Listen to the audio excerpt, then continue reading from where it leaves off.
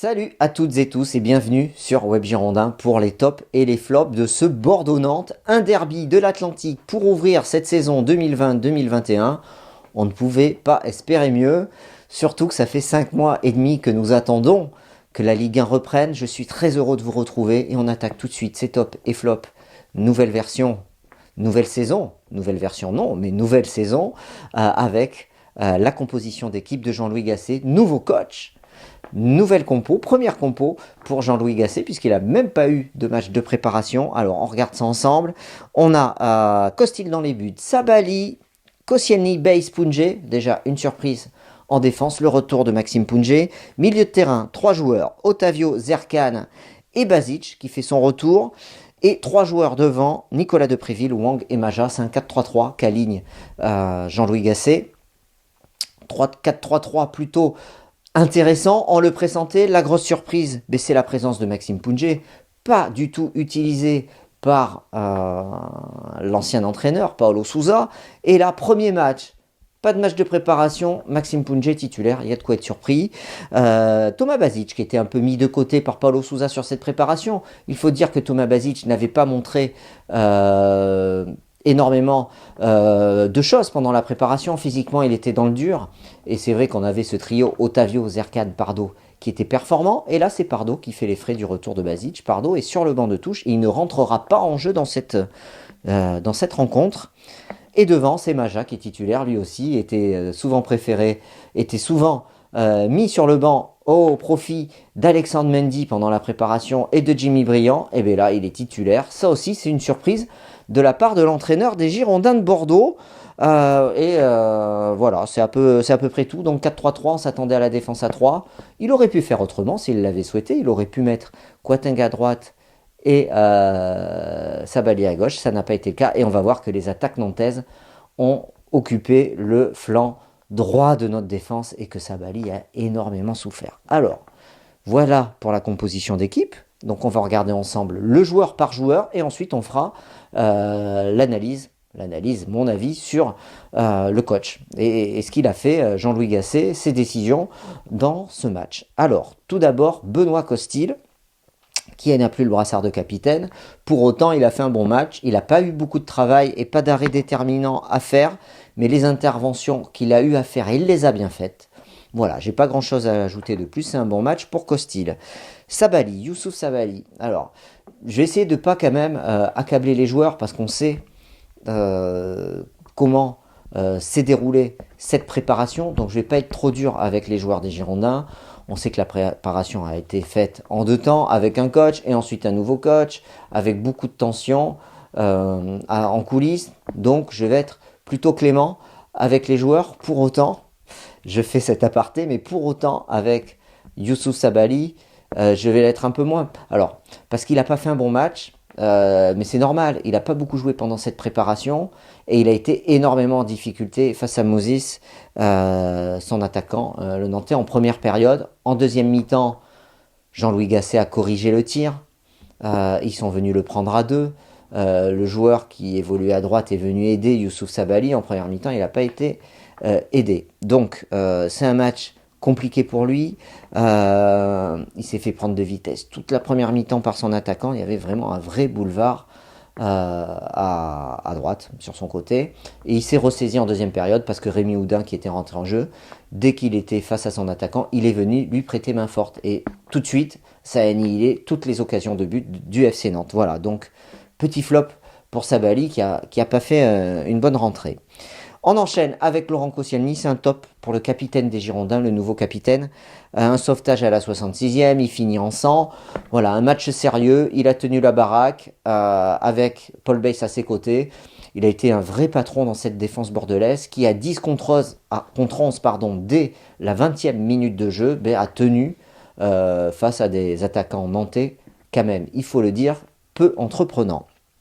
Top pour Koscielny. Paul Bays, bon dans le duel, bon dans le jeu aérien. Attention sur la vitesse, on sait que c'est ça son petit défaut à Paul Bays, c'est qu'il est lent dans ses déplacements et il peut se faire prendre de vitesse. Heureusement, face aux attaquants nantais, ça n'a pas été le cas.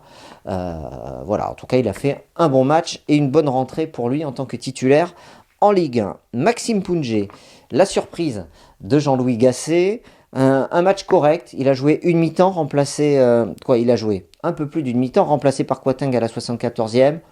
Offensivement, il n'a rien apporté. Voilà, très peu de prise de risque, mais c'était le cas aussi pour Sabali de l'autre côté. C'est un peu notre point faible, hein, les joueurs latéraux, notamment sur les animations offensives. C'est le point faible bordelais, l'animation offensive. Et il y a très peu de risques qui sont pris, même lorsque Bordeaux était à 11. Il a gagné des duels, il a fait des passes correctes, il a fait une prestation plutôt propre. Voilà. Otavio, un lob incroyable, une tentative de lob incroyable du milieu de terrain brésilien à la 38e. Des tacles, une belle activité. On l'a notamment beaucoup plus vu dès que Bordeaux a été réduit à 10, puisqu'il a fallu combler les brèches. Il était partout, je lui mets un top pour son activité, pour sa tentative de lob, qui était vraiment judicieuse, et sa tentative de frappe, il a tenté, il a pris des risques. On voit qu'il avait envie, on le sentait, et il était déterminé. Zerkan. Mehdi Zerkan, c'est un peu le perdant de la soirée, Mehdi Zerkan. Très content qu'il soit titulaire pour débarrer la Ligue 1 et démarrer au stade Matmut Atlantique. Pourquoi? Parce qu'il avait fait, si vous avez suivi mes comptes rendus sur Web Girondin et les analyses que nous avons fait, notamment dans les talks, vous avez vu que Mehdi Zerkan, il avait marqué la préparation des Girondins de Bordeaux. Il l'avait marqué par de très belles prestations, une grosse activité. Il était même monté en puissance de match en match. Et donc là, c'est au moment où il commençait à prendre le dessus sur le milieu de terrain nantais, avec son activité, il commençait à faire des percussions. C'est ce qu'on a dit dans le débrief à chaud, vous irez l'écouter sur YouTube. Et bien c'est là où il se fait expulser. C'est dommage. Il est emporté par son élan, c'est l'inexpérience. Je ne peux pas lui en vouloir pour ça, on ne peut pas lui en vouloir, je trouve, à Mehdi Zerkan pour ça. C'est dommage parce qu'il ne sera pas là à Angers aussi. Et j'espère que ça ne va pas le freiner, parce qu'en tout cas, c'était certainement le milieu de terrain qui aurait été le plus percutant dans cette rencontre. Et c'est vraiment regrettable qu'il se soit fait exclure, mais bon. C'est ça, quand il est là pour apprendre, il s'est fait embarquer, il n'a pas maîtrisé son geste par son élan. Voilà. Thomas Basic, très surpris de le voir aligné, match correct, match sérieux, il fait une frappe cadrée, sèche de son pied gauche en première mi-temps. C'est dommage, Lafont la sort, et après il s'est bien battu, Basic, il fait un bon match. Nicolas Depréville, alors, un peu en dedans je trouve, Nicolas Depréville sur ce match, il se bat mais moins d'intensité que d'habitude, un rôle peut-être un peu plus différent, plus sur un côté, peut-être plus réduit, moins de percussions et des balles perdues. J'ai arrêté de compter, mais première mi-temps, il y a 5 ou 6 ballons perdus, des passes peu précises, peut-être un manque de repères de sa part. Il fait une belle ouverture, quand même, à noter à la 16e minute pour Zerkan, qui permet à Bordeaux d'avoir une occasion. Mais j'ai trouvé un petit peu en dessous. Il est remplacé par Briand à la 64e. Voilà. Wang, une frappe à la 42e, une tête décroisée qui passe au-dessus sur un corner à la 45e. Remplacé par Kalou à la 74e. Lui aussi, Bordeaux a souffert dans le jeu offensif et ses animations offensives. Et à 10 contre 11, c'est difficile. C'est sûr, il ne faut pas l'oublier, il ne faut pas l'occulter. Après, je trouve qu'il a fait un match moyen sur sa prestation. Josh Maja, pas mal de pressing pour Maja. Il a bien participé au pressing, il va contrer un ballon du gardien. Après, il ne se crée pas une occasion. Hein. Remplacé par Oudin à la 45e, il paye la réduction du score. L'expulsion de Mehdi Zerkan à la 20e minute. Voilà. Et Jean-Louis Gasset le sort à la mi-temps. Match moyen au final pour Josh Maja. Les choix du coach. Alors, Jean-Louis Gasset, on a vu que Bordeaux a aligné un 4-3-3. Sa composition d'équipe, je l'ai déjà commenté, je ne vais pas le refaire. Plus sur ses décisions de match. À l'expulsion, à la 20e minute, alors que certains coachs auraient certainement fait tout de suite un changement, lui, il ne change rien. Il laisse son équipe et il fait rentrer simplement Oudin à la 45e. C'est tout. En sortant Maja, il ne s'est pas affolé, ce qui démontre quand même une certaine sérénité, une certaine confiance en son équipe et en son bloc. Après, sur le plan du jeu, il a eu que 10 jours pour prendre en main l'équipe, même s'il avait certainement travaillé avant. Bon, Bordeaux, c'est l'animation offensive qui est compliquée. Hein, et je pense que l'expulsion de Zerkan, c'est sûr, nous fait mal parce que c'est un joueur percutant. On ne voit pas les latéraux participer au jeu. On a été face à des Nantais peu entreprenants et quand même Bordeaux s'est créé des occasions, même à 10 contre 11. Mais bon, on retiendra une stat. Alors, j'ai pas vérifié à la fin du match, il me manque les 10 dernières minutes, comme ce top flop est à chaud, mais c'est un tir cadré. Voilà, un tir cadré dans le match, c'est celui pour Bordeaux, c'est celui de Basic, et je crois que Nantes en cadre un aussi. Donc, ça dénote quand même l'intensité qu'ont mis les deux équipes à se créer des actions offensives, et on était dans un match où on a maîtrisé voilà, l'équipe adverse, et on a peiné dans l'organisation du jeu. Donc c'est ça qu'il faudra qu'il travaille.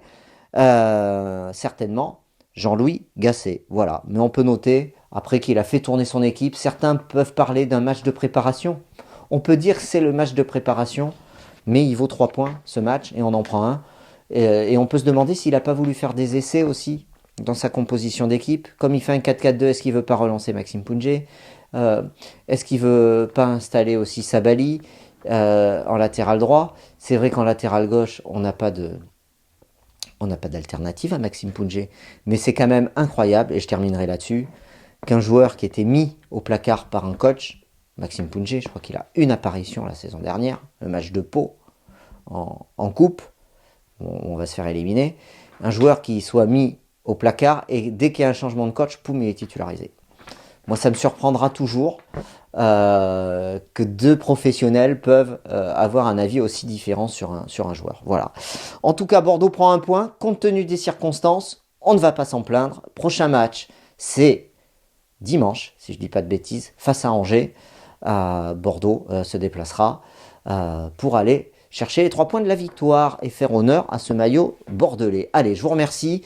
Je vous souhaite à tous une bonne journée, une bonne soirée et rendez-vous sur Web Girondin. Salut, bye bye.